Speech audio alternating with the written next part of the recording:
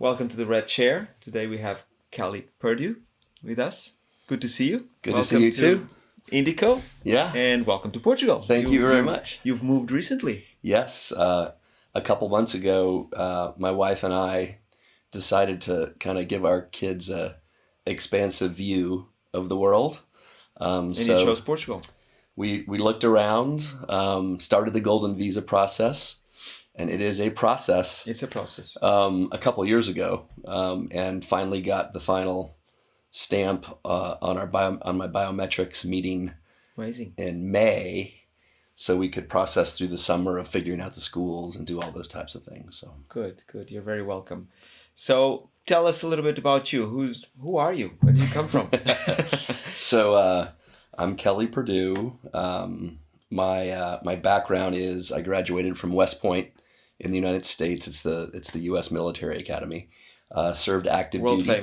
World famous. It's known. There've been a few good, well-known people who've attended that, university. And then I was a military intelligence officer, completed airborne and ranger training, and served active duty for 3 years. Where? I was stationed at Fort Ord in Monterey, California, with the 7th Infantry Division, which is a light infantry division. Mm-hmm. And that was during the first Iraq War. We did not deploy, but we were provided a support and ready to deploy in other parts of the world if anything happened. Did not deploy. And then when I got out of the military, I went to law and business school at UCLA. Started my entrepreneurial activities while I was in that 4-year program. Mm-hmm. Raised money, started my first company, and this was mid-90s. Yes, late 90s. This was 1994. 94. So in the Los Angeles ecosystem, it was very, very nascent at the time. There were like 2 VC funds, no incubators, no accelerators to speak of. No. And I started entrepreneuring, and I met the rest of the entrepreneurs that were working out of Los Angeles, and it was like, the redheaded stepchild to San Francisco, right? It was nothing, like, because all the VCs and all the tech talent and everything. And over the course of the next 15 years, entrepreneured and started meeting these other entrepreneurs that I liked and could scrape together pennies to make a nickel, and I would start doing early seed angel investing as an individual. My co-founder for Moonshots Capital now, Craig Cummings, he's also a West Point grad, also a serial entrepreneur. He was in DC doing the same thing there that I was doing in LA. But you knew each other. We knew each other. We actually met. He'd finished his PhD at Columbia and was teaching at West Point when I won this thing called The Apprentice. So I won a reality show. Tell us all about that. Well, before you go to The Apprentice, which made you really famous, you started setting up companies and being an entrepreneur. What kind of companies did you create? Most of the companies that I worked on and that I developed were direct-to-consumer, either marketplaces or individual services, software services. Some of them were successful and some of them were learning experiences. And I think they both provide good background for being able to help entrepreneurs now when I'm in an advisory or board role with the companies that we invest in. And I literally, on a whim, decided to go to the casting call at UCLA's business school that the casting agency had put on for this. For The Apprentice. For The Apprentice. Which year was this? This was 2004. 2004. So I'd been entrepreneuring for a while, investing for a while, and I went to the casting call and acted a little crazy. I figured, 300 guys in suits, you got to stand out somehow. So I answered some questions during the process, a little offbeat, and was aggressive and a little bit of my personality. And they asked me to come back for a follow-on. I made it through their pretty amazing process. They did IQ tests, personality tests, interview with a psychologist, and a whole bunch of other dynamic environments. And then they picked... if they did IQ tests to people that go on TV normally, most people would fail for sure. So I didn't say they were looking for the best performance on any of those. The Apprentice was definitely a designed mosaic of different psycho/demographics, but maybe some psychos. But particularly the hosts. It has to be entertaining.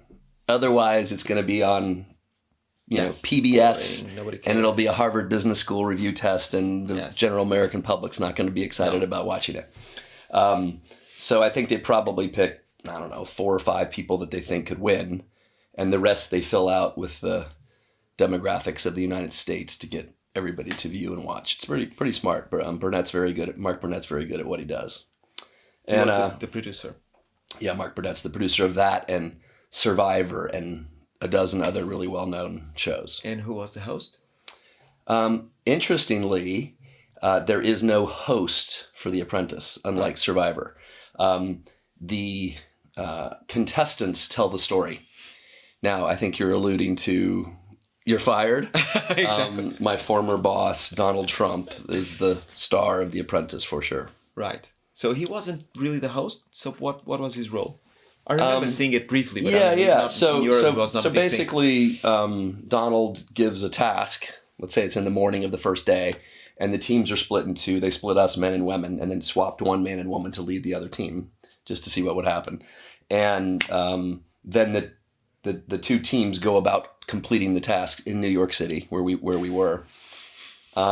There's a winner and a loser based on some typically objective criteria, like how much money you make on a task or whatever it might be. And then the losing team goes to the boardroom.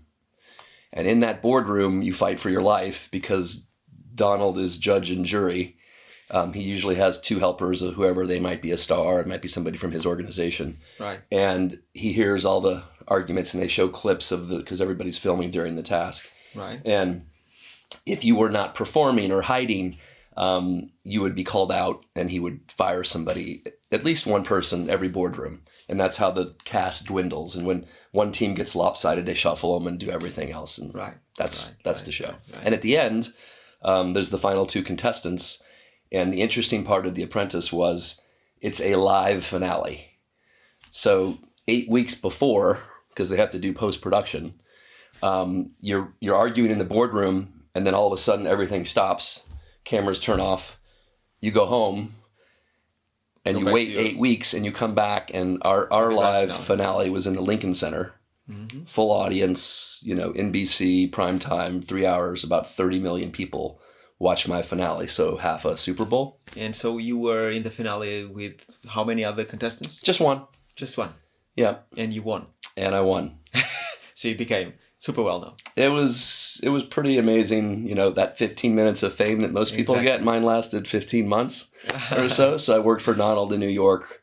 So he basically hired you into his own organization. Correct. And you had never met Donald. And I had 0 real estate experience. Right. So it was much more of an apprenticeship of watching and learning and seeing how he operates, because they did offer me to stay on at the end of the 15 months. I'd published a book. I hosted another show on the military channel called GI Factory. Mm-hmm. And I would say that I used that fame period focused on the stuff that are important to me: entrepreneurs, entrepreneurship, and military, right? And helping people understand that the military does really help develop leadership skills. For sure. And those leadership skills have applicability in business. That's actually thematically how we look at what we do with Moonshots Capital, right? We invest in what we call extraordinary leadership. About a third of our 200 million AUM has gone into companies that have military veterans as part of the founding team. Mm-hmm. Some of those are dual use, where there's some form of government and commercial application. Right. But a lot of them are, we're agnostic as to sector. Mm-hmm. So how did the idea of creating Moonshots Capital came about?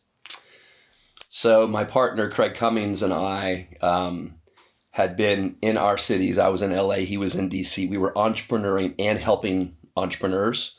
So old school angel investing was, oh, Stefan, I really like what you're doing. There's good chemistry here. I know I can help you. I've got a nice little network. I'll write a $25,000 check, and I'll get 9 buddies to do the same, to send checks, and then your cap table grows significantly. And everybody's asking you questions all the time. This is before syndicates were, Right. available or popular. Yeah. And so Craig was one of my calls in DC, said, hey, I got a hot deal. Just send me the check. Don't ask questions. And he was doing the same thing in DC. And we started to like how we were both thinking about investing.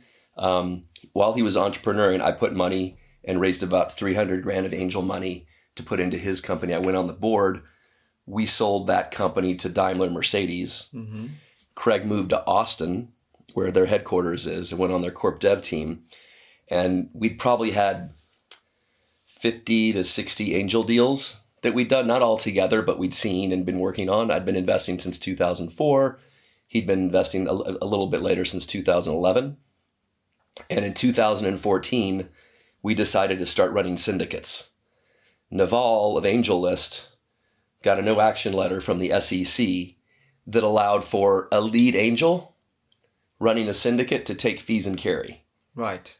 Kind of bypassing, having to have a license, a broker-dealer license. Mm-hmm. Not bypassing, but for a lot of reasons it made sense, and they wanted to spur more investment in early stage. And we'd already been doing that effectively, but not getting paid for it in any way.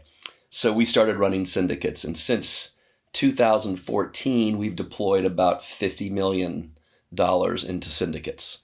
And we use that syndicate vehicle in two ways. Microfund, like our fund 1 was 20, fund 2 was 36, and we're investing out of fund 3 now, but those are very small funds in the US market. Yes. And, if I meet you and you're considering taking money from me or a much bigger funded fund, my comment to that of why it's not an issue is when we hit our allocation in a fund, like I can't invest more than 15% out of a fund because it's a diversification point. Yes. Well, I can use the syndicate vehicle to allow our LPs to continue to invest in a winner. Right. So I don't abandon you after 2 checks as an entrepreneur. So that syndicate vehicle is super useful for us in that way. Separately, we've developed pretty extensive networks. And so we get access and allocation to some really neat companies. Some that we've invested in over time have been like Slack, Robinhood, Carta, Grub Market. There are a few that are, very well-known names that are growing and arguably closer to a liquidity event. Mm-hmm. But we'll get a $1 million, $2 million, $5 million allocation, and our LPs really like having the ability that opportunity to invest later. So that syndicate vehicle started in 2014. Mm-hmm.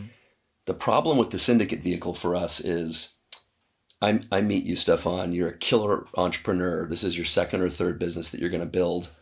And you know about Craig and I and Moonshots, and you want us on the cap table. And you say, well, how much do I put you down for? I go, somewhere between 500 and 3 million. Let me get back to you in 2 weeks. And you're like, well, if you can, hurry up. But I've got to fill out my round.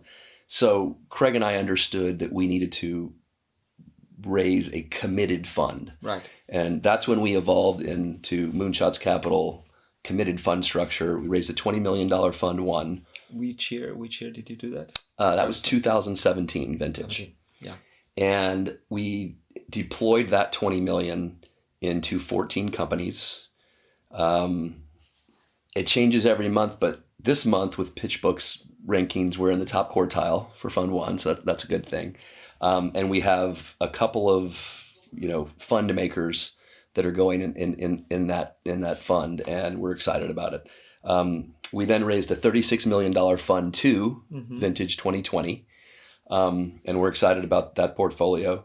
There are 16 companies in that company. So are these US companies? Currently, all of our fund investments are US companies. Part of the other reason that I came to Portugal was to look at and understand the European market, but specifically Portugal's got an amazing tech ecosystem. And it was amazing. Like the first week here, I met you. I got into a group with Malti from Bitcraft. Yes. It's got, I went to this little lunch, I thought, in Casa de Guia, and it was 30 unbelievable entrepreneurs and investors from around the world living here who live here. Yeah. And I'm like, what? And so that also helped in the decision making for like, this was a great place to be. Right. And so over the years, you've seen lots of entrepreneurs. You're an entrepreneur yourself. have things changed over the last 20 years? You think that entrepreneurs now are different? It's interesting because the makeup of an entrepreneur from, like, and this is what evolved Craig's and our decisioning on how we were going to invest. Technology continues to accelerate, right? So the speed at which a technology gets into market, gets adoption, and impacts an industry is so fast now that becoming a sector-focused or technology-focused VC did not make sense for us. We thought, when we decided to have the committed fund also forces you to have a theme.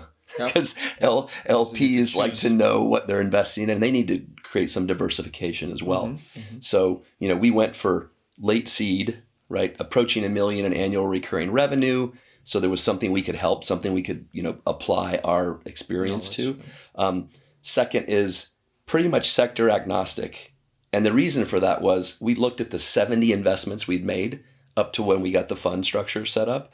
And when we did a regression analysis on what was the factor we could control for at the time of investment that resulted in the best outcome, was the quality of the leadership team. And that's become even more important today with the speed at which technology moves, because you have to be flexible, right? You have to have a strong conviction, loosely held, if that makes sense, because, we want our founders to have some element of coachability. We don't want them to do what we say, because then we're running the company and neither one of us want to do that anymore. Right. But we want to know the founder heard us and is listening to our experience and what we've seen in the past and how that's impacted things, takes it into account, and then decides, makes their decision. And then we'll support them completely on that as long as we understand that they heard us. So I think that the founders that we are looking at are incredibly smart, incredibly coachable, a massive thirst for continuing to learn. If they're kind of completely closed off with blinders on, there will have to be lucky to win, because we saw 5,000 companies come over the transom for our 16 investments in Fund 2. The numbers are staggering, right, in terms of the people that want to build businesses. But when we find that right mix of, these 10, we look at 10 leadership principles, and when that right mix is there, and then we overlay a normal VC analysis, right? Size of market. Of course. How does our network assist? What can we do to, a lot of our LPs are, serial entrepreneurs themselves. So that network's important for being able to help those founders succeed. But absolutely, we really want to create a difference with them. I think everybody's seen a little bit of the cycle, like in LA, at least in the early days, founders were very focused on building business with sound unit economics. And a lot of the hype or the bubble was more located up north in Silicon Valley. There were no unit economics. Yeah, it was let's own the entire market and then figure out the business model, exactly. Right? It's like, let's grow fast. And we've seen that happen again and burst to where everybody's gone back to unit economics. So we've tried to focus on our founders and our investments in deals where there are sound unit economics. And when we invest in late seed with $1 million to $2.5 million check of a $2 to $5 million round, we want that money for that round to last 24 to 36 months. And since they're already at $1 million in annual recurring revenue, if, and on their pro forma to calculate that 24 to 36 months, we grind down the projections on the revenue, and we remind them of all the costs that are going to come up that they're not expecting, the normal, entrepreneur discussion. And when we get to agreement on that plan, first of all, plans never hit, ever. Not once. In 115 companies we've invested in, something changes, right? And we know that, but if you don't have that plan, there's nothing to make decisions against. Oh, that's right. So that's an important process that we go through, again, with getting to understand that founder that we're investing in. And, that 24 to 36 months of runway has to get them to operating metrics that could allow for an additional round of financing to grow. Or if something bad happens, pandemic, you name it, they can cut cost and not be 100% dependent on raising another round of financing. That's how we've gone about it since inception. That's the kind of founders that we like. We have hit unicorns in that have gone crazy and got great, fantastic market adoption. But again, that extraordinary leadership of the founder we're looking for, and I'll give you a good example. So the military veterans that we invest in, right? Their prior job was keeping our sons and daughters safe in wartime, and those soldiers take that responsibility like it's incredibly important. It's like the most sacrosanct thing that there Absolutely. is. They end up treating our invested dollars the same way. They feel personally responsible. And I'm not saying that can't exist, that empathy or that feeling feeling of respect can't exist with someone else. I'm just saying But sometimes it doesn't. Sometimes it doesn't, because they just haven't been in a position of responsibility before.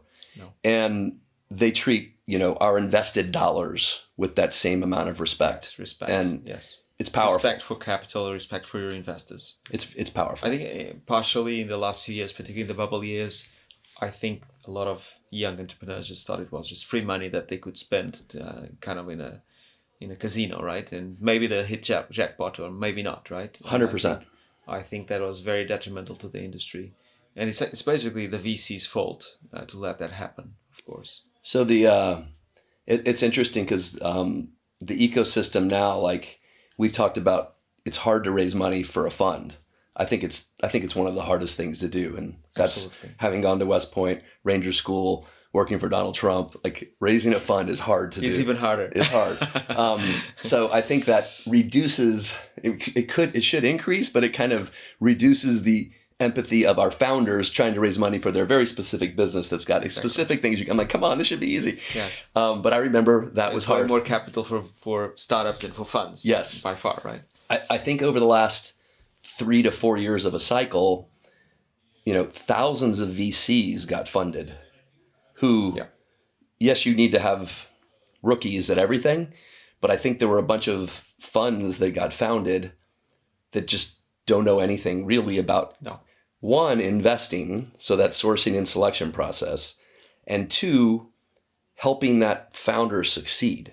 Yeah. And that's like, it looks like we pick really well, but I think part of our picking, again, is that coachability, is founders who are going to let us help them. Yes. So the helping after the investment is as important, sometimes more important, than actually picking the right company. So it's this chicken or egg. Like, I don't know if we pick well or if we help a lot, but doing them together. Yes. And I would add that you also need to know how to manage a fund, right? Which is not the same thing as picking companies either, right? Correct. It's also another type of skill that not everybody has or studied or developed, right? It is hard to learn. And it's hard to do, and you have to do it while you're also picking, investing, helping, coaching, raising more funds. But it's by far the best job in the world, I think. Like I think we're very lucky. Super lucky. Love it. So, and what are the things that you've seen that don't make sense in terms of behavior? When things go wrong, why did they go wrong? So I've seen a few different problems that have existed over time. I think some founders become enamored with fundraising, and they work for the fundraising, right? They think that that's almost an end to itself, and the only thing that matters is building a sustainable business. Yes, their number one job is to ensure that there's gas in the tank, right? They can't run out of money, but that's not the end. So I think that can be problematic.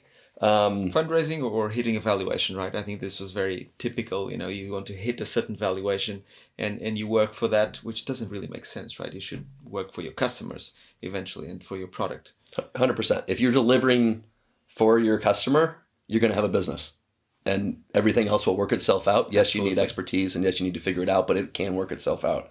The other piece that's interesting is because of the inflation that occurred as associated with valuations and everything that was going on, I think first-time founders believe that their value is significantly higher than it should be, and that doesn't stop at the seed, because there were a lot of inexperienced investors giving them money. Yep. The problem is in the fallout that's coming. It's already started, but it's coming. Yes. Getting to a Series A is a whole different animal now. With real VCs. It's, I think this problem is bigger in the US. I mean, because here you don't have such strong angels and syndicates. So it's like the non-professional part of the industry is not here. Not as much. Yep. So that would be helpful. It's helpful. The fallout should be less. Less, yes. But the number of funded companies that arguably should not have been funded. Huge. And I think that is going to domino back up into all of the funds that arguably don't know what they're doing or how to help after they make the investment, so that over the next 2 years, there's going to be a massive fallout of a much, much higher percentage of companies going for A's are not going to get their A. Sure. And then a significant number of funds are not going to be able to raise a second fund or return any capital to their investors. That's right. Well, Kelly, great to have you in Lisbon. Thank you. I'm sure we're going to do a few investments together. All the best in Portugal, and great to have you. Obrigado. Thank you.